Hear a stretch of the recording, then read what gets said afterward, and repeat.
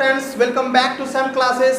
दोस्तों, मैं संपत मोदक आप लोगों को मेरे यूट्यूब चैनल सैम क्लासेस पर स्वागत करता हूं। साथ ही साथ क्लास 10 का फिजिक्स का ये टॉपिक लेकर आया हूं, image formation by spherical mirror, यानी गोल या दर्पण के द्वारा जो प्रतिबिंब बनता है, कैसे बनता है, किस स्थिति में ऑब्जेक्ट रहता है, तो उसका इमेज कैसा बनता है, उसका नेचर, उसका साइज, ये सारे चीज़ के बारे में, उसका पोजीशन के बारे में हम लोग बताने वाले हैं और रे डायग्राम खींचने वाले हैं।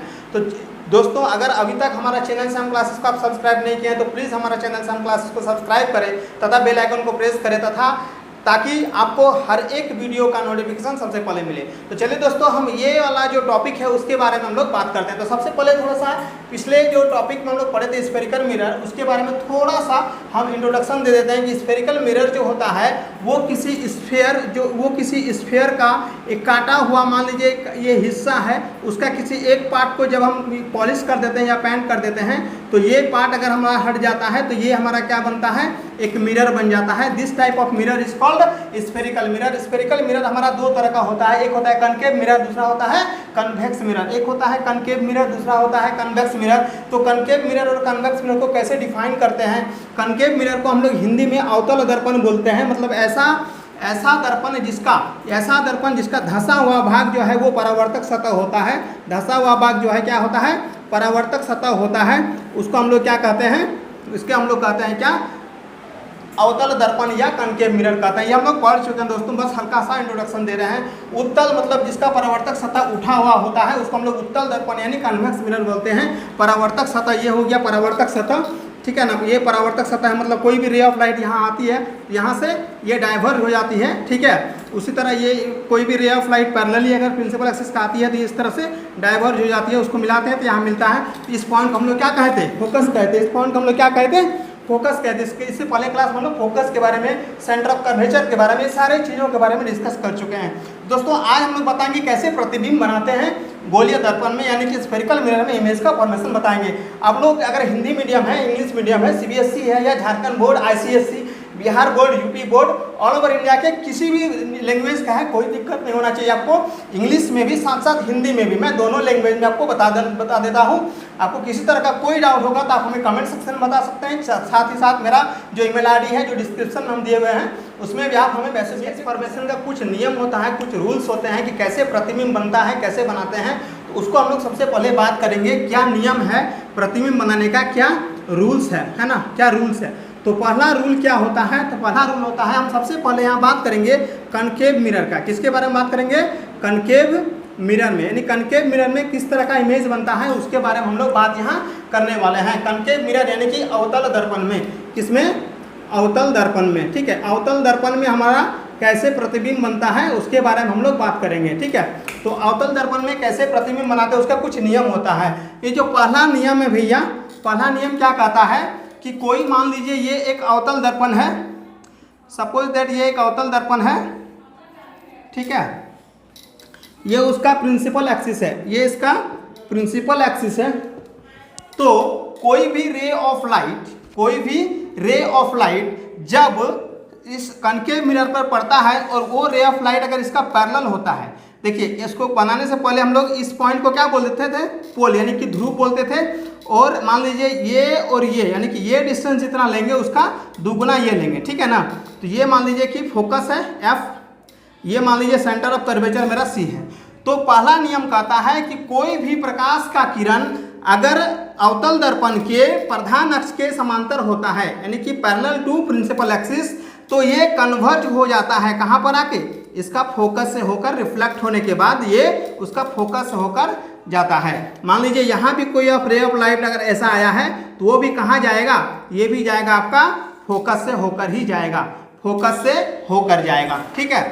ये एक हो गया क्या कि पहला नियम क्या बोले कि प्रिंसिपल एक्सिस के पैरेलल अगर कोई लाइन जाता है तो वो जो रे ऑफ लाइट है वो रिफ्लेक्शन के बाद उसके फोकस से होकर गुजरेगा, उसके फोकस से होकर पास करेगा।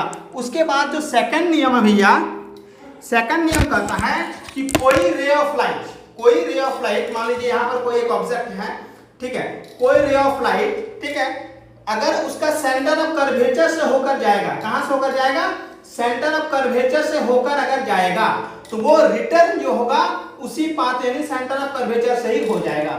यानी कि a ray of light passing through the center of curvature of a concave mirror is reflected back along the same path। ठीक है, उसी पाथ पर वह रिफ्लेक्टेड बैक हो जाएगा। ठीक है, तो थर्ड जो नियम हमारा होगा, थर्ड जो रूल होगा, वो रूल क्या होगा कि कोई रे ऑफ लाइट अगर उसका फोकस से होकर गुजरता है, किससे होकर गुजरता है, किसी कनकेव मिरर्स के फोकस से होकर मिरर पे अगर आके इंसिडेंट होता है, तो वो रे ऑफ लाइट जो होता है वो रिफ्लेक्शन के बाद प्रिंसिपल एक्सिस के पैरेलल हो जाता है। क्या हो जाता है, प्रिंसिपल एक्सिस के पैरेलल हो जाता है। ठीक है, रिफ्लेक्शन के बाद क्या होता है, प्रिंसिपल एक्सिस के पैरेलल हो जाता है। ये था थर्ड नियम। ठीक है, पहला नियम क्या बोले, अगर इसका पैरेलल कोई आता है, प्रिंसिपल एक्सिस का पैरेलल कोई रे आता है तो फोकस हो जाएगा। दूसरा बोले सेंटर ऑफ कर्वेचर से अगर आता है तो उसी पाथ पे बैक रिटर्न बैक हो जाएगा। तीसरा बोले क्या, अगर फोकस से होकर अगर कोई रे ऑफ लाइट इंसिडेंट होता है तो वो प्रिंसिपल एक्सिस के पैरेलल हो जाएगा आफ्टर रिफ्लेक्शन। और थर्ड जो है ये फोर्थ नंबर हम नियम बताते हैं कि मान लीजिए कि कोई रे ऑफ लाइट जो है, कोई प्रकाश का किरण जो है वो ध्रुव पर आके आपतित होती है, यानी इंसिडेंट होती है आगे ध्रुव पर, तो प्रिंसिपल एक्सिस के साथ जितना एंगल पर आपतित हुई है उसी एंगल पर वो क्या होगी, रिफ्लेक्ट हो जाएगी। उसी एंगल पर, यानी कि ये आर होगा, यानी आई बराबर आर होता है, तो उसी एंगल पर क्या हो जाएगा, ये रिफ्लेक्ट हो जाएगा। ठीक है, तो ये था हमारा 4 नियम था छोटा छोटा। इसके बाद हम बात करेंगे कैसे बनाएंगे हम प्रतिबिंब, कैसे बनाएंगे हम इमेज। ठीक है, अब हम लोग बात करेंगे कि ऑब्जेक्ट कहां कहां पर रहता है तो उसका इमेज कैसे कैसे बनता है, position of object at the infinity. सबसे पहले हम लोग बात करेंगे कि कोई ऑब्जेक्ट कहां हो, अनंत पर हो। फिर दूसरा बात करेंगे कि बिटवीन इंफिनिटी एंड सी, ये अनंत और सेंटर ऑफ कर्वेचर। सी मतलब सेंटर ऑफ कर्वेचर, एफ बोले तो फोकस और पी बोले तो ध्रुव यानी कि पोल। ठीक है, तो ये सारे बात हम लोग क्लियर हो गया कि क्या होता है ध्रुव, क्या होता है फोकस, क्या होता है वक्रता केंद्र। तो जब अनंत पर हो वस्तु, जब क्या हो, बिटवीन इंफिनिटी एंड सी यानी कि अनंत और इसके बीच हो, सी के बीच हो। फिर एट सी मतलब वक्रता केंद्र पर अगर कोई वस्तु हो तो क्या होगा, जब कोई वस्तु सी और एफ के बीच हो यानी कि वक्रता केंद्र और फोकस के बीच। फिर फोकस पर और फोकस और ध्रुव के बीच। ठीक है, तो ये सारे पोजीशन ऑफ दी ऑब्जेक्ट है। तो हर एक पोजीशन के बारे में हम लोग बात करेंगे। तो सबसे पहले जो बात करेंगे वो इसका बात करेंगे, किसका बात करेंगे कि कोई ऑब्जेक्ट इन्फिनिटी हो। तो इन्फिनिटी मतलब हम ऑब्जेक्ट को देख नहीं रहे हैं, तो जब भी हम लोग इन्फिनिटी वाला बात करेंगे तो हम लोग एजम्पशन लेके चलेंगे। क्या एजम्पशन लेके चलेंगे कि जो रे ऑफ लाइट होगा वो इसके पैरेलली आएगा, ऐसे इसका पैरेलली ऐसे आएगा। और हम लोग जानते हैं कोई भी रे ऑफ लाइट अगर इसका पैरेलल आता है, किसका, प्रिंसिपल एक्सिस का, तो वो हमेशा कन्वर्ज होता है कहां, आके मिलता है फोकस पर। ठीक है, तो सपोज दैट ये आया और फोकस पर आके मिला। उसी तरह अगर हम लोग यहां से भी अगर कोई ऑब्जेक्ट ऐसा है और यहां से भी अगर इसका क्या आ जाता है, रे ऑफ लाइट अगर यहाँ इंसिडेंट होता है तो ये भी कहां से होकर गुजरेगा भैया, ये भी गुजरेगा जाके कहां पर, इसी से होकर गुजरेगा यानी कि एफ से होकर गुजरेगा। तो कोई ऑब्जेक्ट वहां बहुत बड़ा ऑब्जेक्ट था, वो ऑब्जेक्ट से रे ऑफ लाइट आया और प्रतिबिंब किसको कहते हैं, तो प्रतिबिंब कब बनता है, जब रिफ्लेक्शन या रिफ्रैक्शन के बाद जिस बिंदु पर प्रकाश किरणें मिलती है या मिलती हुई प्रतीत होती है, इंटरसेक्ट और tends to intersect is called the image of that object. तो कोई बड़ा सा ऑब्जेक्ट था, उसका इमेज जो है एक बहुत अत्यधिक छोटा बना। कैसा बना, इसका जो प्रॉपर्टीज होगा, इमेज का जो प्रॉपर्टी होगा वो क्या होगा भैया, इमेज का जो प्रॉपर्टी होगा वो क्या होगा, तो सबसे पहले क्या होगा, सबसे पहले अत्यधिक छोटा बना, अत्यधिक छोटा यानी वेरी स्मॉल। दूसरा क्या हुआ, कहां पर बना, पोजीशन, इसका पोजीशन क्या हुआ, पोजीशन ऑफ इमेज, इसका पोजीशन हुआ कहां पर, फोकस पर बना। कहां पर बना, फोकस पर। प्रतिबिंब की स्थिति कहां पर बना, फोकस पर बना। उसके बाद तीसरा पॉइंट जब आता है, तीसरा पॉइंट ये कैसा बना, देखिए जब वास्तव में रे कटती है, ठीक है ना, तो वो इमेज जो होता है वो रियल इमेज यानी कि वास्तविक इमेज होता है। क्या होता है, रियल इमेज होता है यानी कि वास्तविक इमेज होता है। तो क्या होगा, ये रियल होगा। और कोई भी रियल इमेज जब ये होता है तो वो क्या होता है, सीधा होता है। वो क्या होता है, सीधा होता है। ठीक है, तो इस तरह का जब कोई वस्तु इन्फिनिटी पे हो तो उसका इमेज जो है छोटा बना। नेक्स्ट केस जो है, अब नेक्स्ट केस में क्या करेंगे हम लोग, ऑब्जेक्ट को रखेंगे beyond the centre of curvature. ठीक है, सी से बियॉन्ड रखेंगे यानी कि सी से परे रखेंगे। ठीक है, वक्रता केंद्र से इधर रखेंगे ऑब्जेक्ट को। ऑब्जेक्ट को मान लीजिए यहाँ रखें, सपोज दैट ऑब्जेक्ट को हम क्या किए, यहाँ रखें। ठीक है, यहाँ पर हम ऑब्जेक्ट को रखें, इतना बड़ा ऑब्जेक्ट है यहाँ रखें। सपोज दैट ये ए बी है, ठीक है, ए बी है। तो सबसे पहला क्या नियम है कि यहाँ से प्रिंसिपल एक्सिस के पैरेलल एक रे जाएगा, कहाँ पर जाएगा, वो मिरर पे जाएगा, और मिरर पे रिफ्लेक्शन के बाद ये क्या होगा, फोकस से होकर गुजरेगा। ये पॉइंट हमारा क्या था, फोकस था, तो ये फोकस होकर गुजरा, ठीक है। अगला जो है इसका प्रोसेस क्या है, तो अगला है सेंटर ऑफ कर्वेचर से एक रे जाएगा। एक रे कहाँ से जाएगा भैया, ये सेंटर ऑफ कर्वेचर से जाएगा। सेंटर ऑफ कर्वेचर से ऐसे किया तो हम क्या बोले थे कि सेंटर ऑफ कर्वेचर से जो रे जाता है उसी डायरेक्शन में हमारा वापस भी आ जाता है, ठीक है। तो ये दोनों रे जो है यहाँ कट गया, तो इस पॉइंट पे हमारा क्या बना, इस पॉइंट पे उसका इमेज बना। तो कैसा बना, ये ए बी था तो यहाँ पर ए डैश बी डैश बना। इसका माथा ऊपर था, इसका माथा नीचे हो गया, पैर नीचे था, पैर ऊपर हो गया। इसका मतलब कैसा बना, उल्टा बना। इसका प्रतिबिंब कैसा बना, उल्टा बना, ठीक है। इस वस्तु का प्रतिबिंब कहाँ पर बना, सी और एफ के बीच बना, ठीक है, छोटा बना, उल्टा बना, और वास्तविक रूप से रे कटा। वास्तविक रूप से रे यहाँ पर क्या हुआ, इंटरसेक्ट हुआ, इसलिए कैसा इमेज बना, ये रियल इमेज बना है, ठीक है। तो पहला है पोजीशन ऑफ इमेज। इसका पोजीशन जो है वो कहाँ पर है, किस जगह पर इमेज बना, तो सी और एफ के बीच। तो क्या लिखेंगे, बिटवीन सी मतलब centre of curvature and F यानी फोकस, वक्रता केंद्र और फोकस के बीच बनता है प्रतिबिंब, ठीक है। दूसरा केस में हम लोग क्या करते हैं, इसका जो है नेचर कैसा नेचर है, नेचर ऑफ इमेज माना प्रकृति, ठीक है। प्रतिबिंब की प्रकृति कैसा है, तो रियल है, ठीक है, क्या है, रियल है, ठीक है, रियल है। उसके बाद हमारा कैसा है, ये स्मॉल है, स्मॉल भी है, ठीक है। रियल इमेज बना, स्मॉल बना, और रियल जो भी होता है वो क्या होता है, उल्टा होता है, ठीक है। तो इस तरह का हम इसका पोजीशन, नेचर, साइज, ठीक है, साइज इसका हो गया, साइज हो गया, ये क्या हो गया, साइज, ठीक है। तो ये इस तरह से हमारा जब वस्तु कहाँ पर रहे, वक्रता केंद्र के परे रहे, यानी कि वक्रता के केंद्र और अनंत के बीच कहीं पर रहे, तब ये इस तरह से बनता है, ठीक है। अब हम लोग बात करेंगे सी और एफ के बीच कोई वस्तु रहेगा तब उसका कैसे इमेज बनेगा।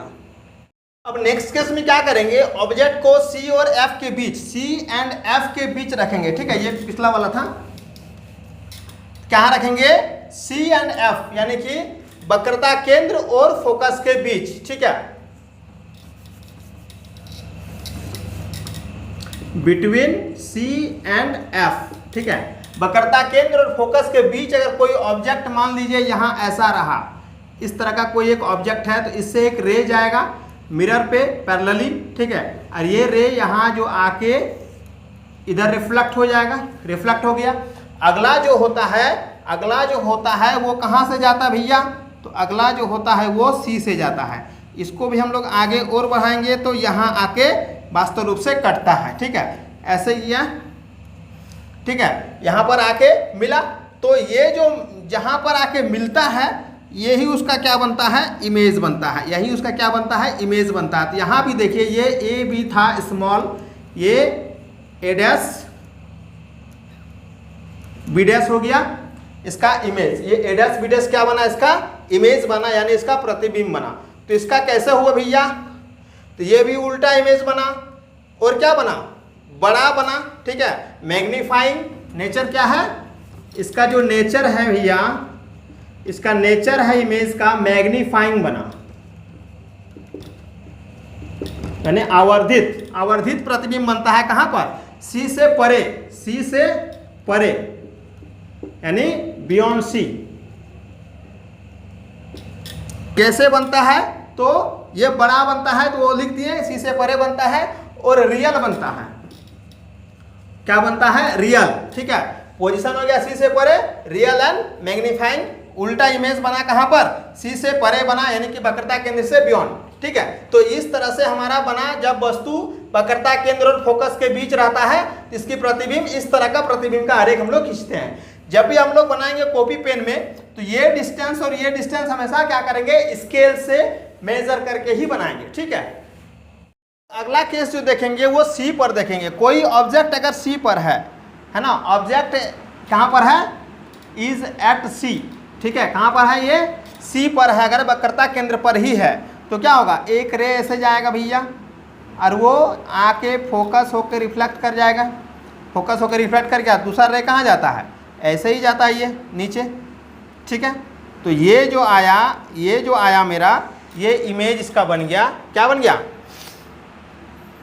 ठीक है, अगर हम लोग ऐसे ले लेंगे इसको,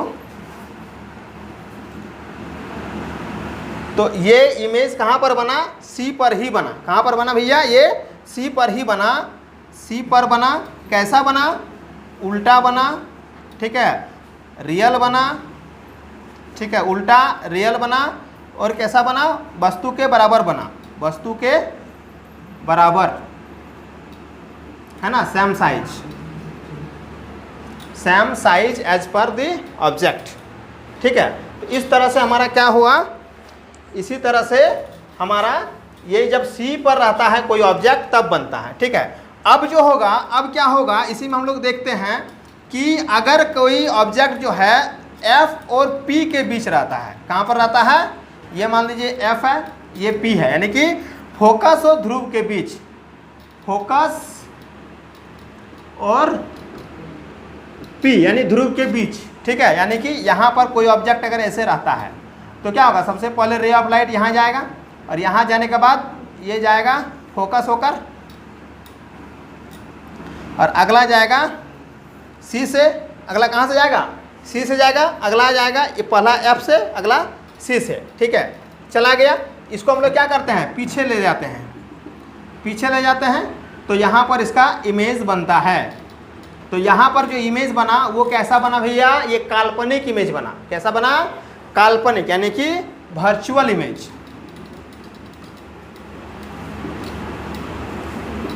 कहाँ पर, दर्पण के पीछे बना, दर्पण के पीछे। ठीक है, और कैसा बना, आवर्धित, मैग्नीफाइंग। मैग्नीफाइंग माने होता है आवर्धित। ठीक है, ये काल्पनिक प्रतिबिंब है। ये क्या है, काल्पनिक, सीधा और बड़ा, है ना। कहाँ बना, दर्पण के पीछे, बियॉन्ड द मिरर।